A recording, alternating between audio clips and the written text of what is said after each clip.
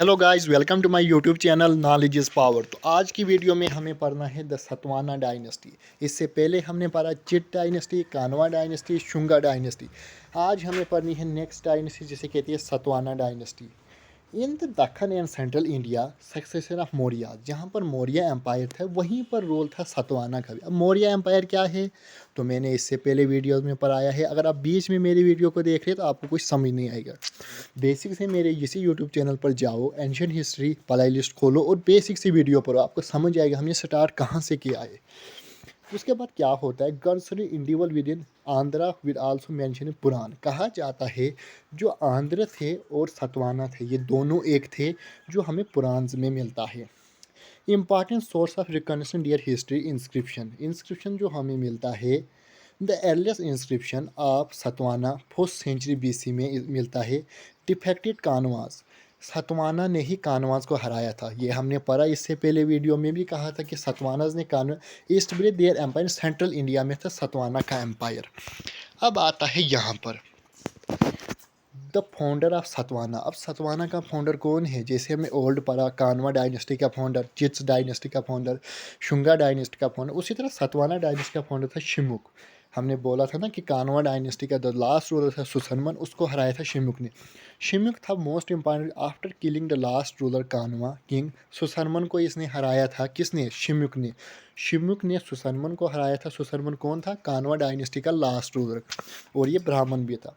उसके बाद आता है ग्रेट रूलर ऑफ डायनेस्टी। वो कौन आता है, वो आता है गौतमी पुत्र सतकर्णी।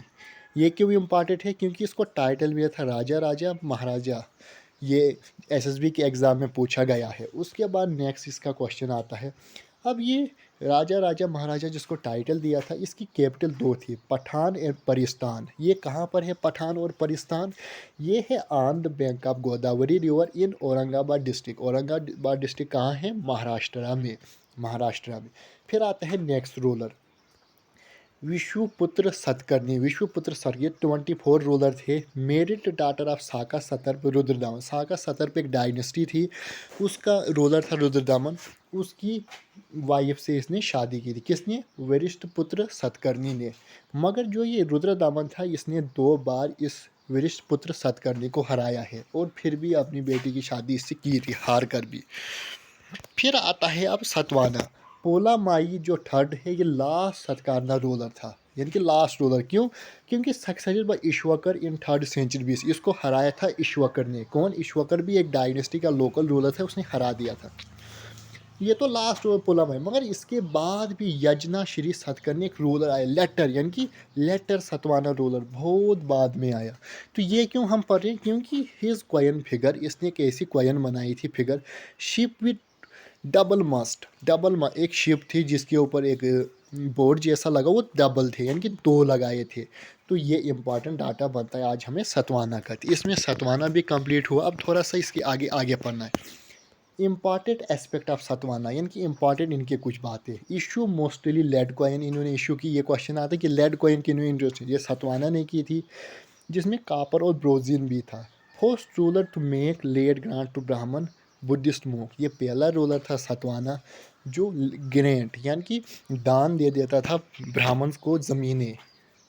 विच प्रोबेबली मीन बाय प्रमोटी। इससे पता चलता है कि ये बुद्धिज़्म को बढ़ावा देता था, क्योंकि मोक सबको दान करता था। दे कॉल डेमसेल ब्राह्मण।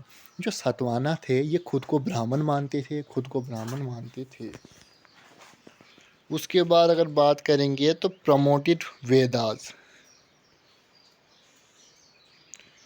तो